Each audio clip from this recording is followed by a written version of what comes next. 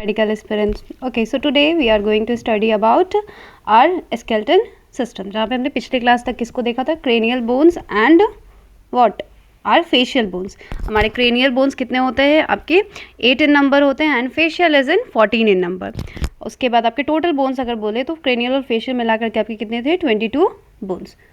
I hope you are doing great and yes, now it starts with vertebral column.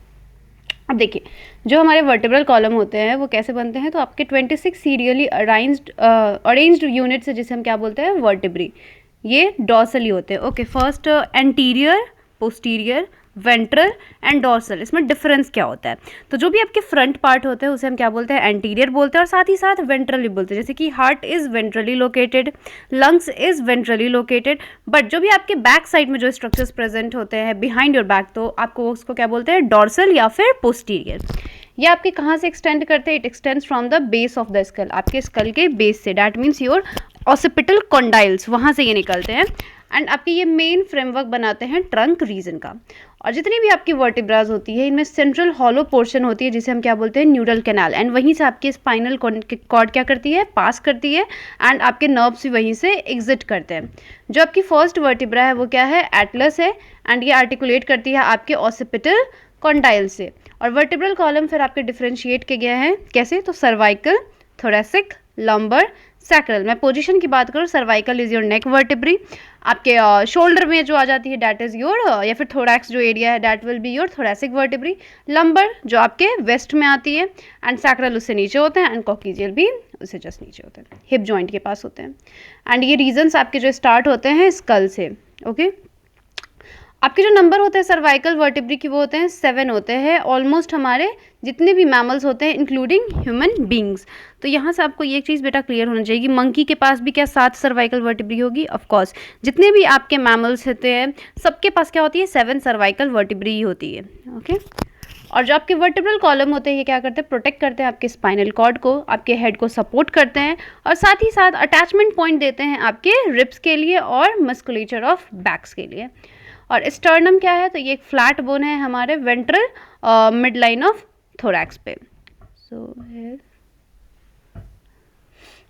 This is cervical vertebra, thoracic vertebra, lumbar vertebra, sacrum and coccyx. These are the positions आपको याद होने चाहिए. And हाँ, अब देखो दो vertebras जो होते हैं उनके बीच में फ्रिक्शन को ओवरकम करने के लिए वहाँ पे क्या प्रेजेंट होती है, डिस्क, इंटरवर्टिब्रल डिस्क होती है जिसको हम लोग आईवी डिस्क बोलते हैं. ओके, तो वर्टिब्रल कॉलम बेटा आपकी इतनी ही है, इससे ज़्यादा वर्टिब्रल कॉलम में नहीं देखना है.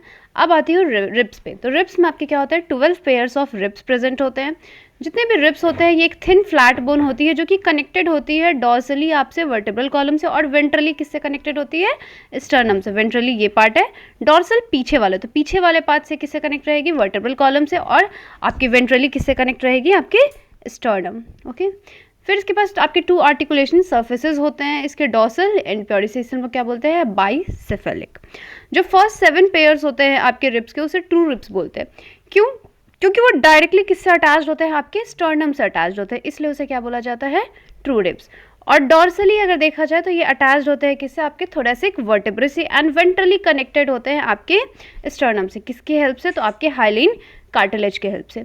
और 8th, 9th and 10th pair जो रिब्स होते हैं ये आर्टिकुलेट नहीं करते हैं डायरेक्टली आपके स्टर्नम से, लेकिन ये ज्वाइन करते हैं आपके 7th रिब से डायरेक्टली. देखो ये 7th वाले पार्ट है, 7 से ही क्या हो रहा है डायरेक्ट आपके 8 भी जुड़ जा रहे हैं, 9 भी जुड़ जा रहे हैं, 10 भी जुड़ जा रही है ना, ऐड हो जा रही है 8, 9, 10.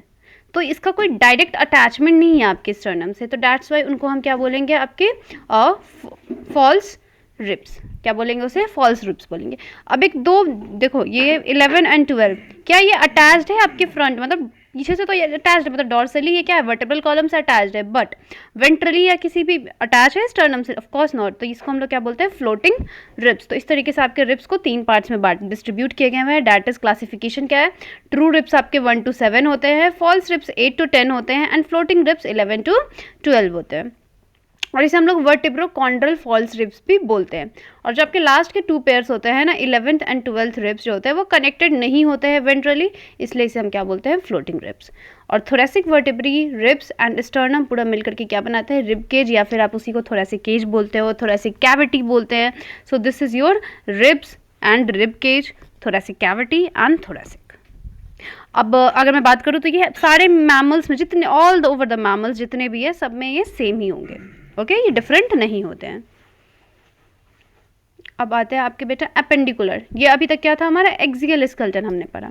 अब जो हमारे बोन्स है लिम्ब्स के, जो कि हमारे गर्डल्स के साथ देखते हैं, तो एपेंडिकुलर स्केलेटन में क्या होते हैं, तो जितने भी लिम्ब है, लिम्ब मतलब आपकी hind limb and four limb है ना, hind limb is your legs, four limb is your hand.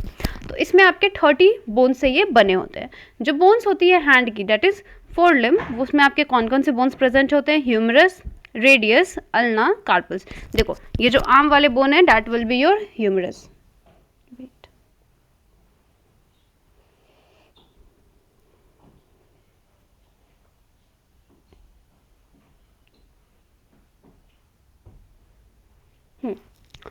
Starting with this, देखो ह्यूमरस, रेडियस जो थंब साइड आपके बोन हो जाता है एल्बो में, एल्बो वाले ने मतलब फोर आर्म जिसे बोलते हैं, एंड अल्ना पतली होती है रेडियस के कंपैरिजन में। फिर आपके जो रिस्ट के जो बोन्स होते हैं दैट इज कॉल्ड कार्पल्स, फिर आपके मेटाकार्पल्स होते हैं एंड देन फैलेंजेस होते हैं।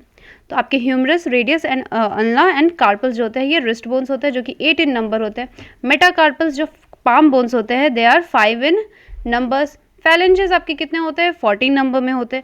So this is your upper limb, जिसे हम क्या बोलेंगे, फोर लिम्ब। फोर लिम्ब का ये क्या है आपका frontal view, that means anterior view है ये। और साथ ही क्लेविकल आपकी प्रेजेंट होती है, और पीछे में जो शोल्डर ब्लेड होता है उसे हम क्या बोलते हैं, स्कैपुला, जो कि आगे फर्दर यहाँ पे पढ़ना है, ओके। आपके पेक्टोरल एंड पेल्विक गर्डल में उसके बारे में बताती हूँ। और जो आप लोअर लिम्ब की अगर मैं बात करूँ that is your hind limb, तो उसमें आपके फीमर होते हैं, थाई बोन, सबसे longest bone of the body यही होती है। टीबिया एंड फिबुला होती है। टार्सल्स होते हैं एंकल में आपके 7 नंबर में टार्सल्स होते हैं। मेटाटार्सल्स होते हैं 5। फैलेंजेस होते हैं एंड 1 आपके क्या होते हैं, नी कैप, जिसे हम क्या बोलते हैं, पटेला बोन होती है। तो यहाँ से ये भी क्या हो जाएंगे, 30 बोन्स हो जाएंगे एंड वो भी 30 होंगे। अगर मैं बात करूँ तो आपके पूरे ओवरऑल कितने हो जाएंगे, 30 इंटू 4 कर दो, क्योंकि आपके पास 2 हाथ है और 2 पैर है। तो of course you will get how much bones, 120 ना। तो यहाँ से देखो, femur, patella, tibia, fibula, tarsals, metatarsals and phalanges, okay.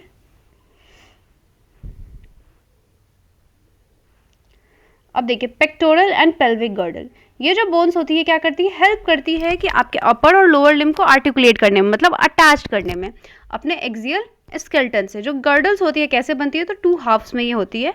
जो ईच हाफ होती है, जैसे कि पेक्टोरल गर्डल की बात करें तो उसमें क्लाविकल और स्कैपुला होती है। स्कैपुला एक लार्ज ट्रायंगुलर फ्लैट बोन होता है जो कि सिचुएटेड होती है आपकी dorsal part of the thorax में, किसके बीच में, तो 2nd एंड 7th रिब्स के बीच में।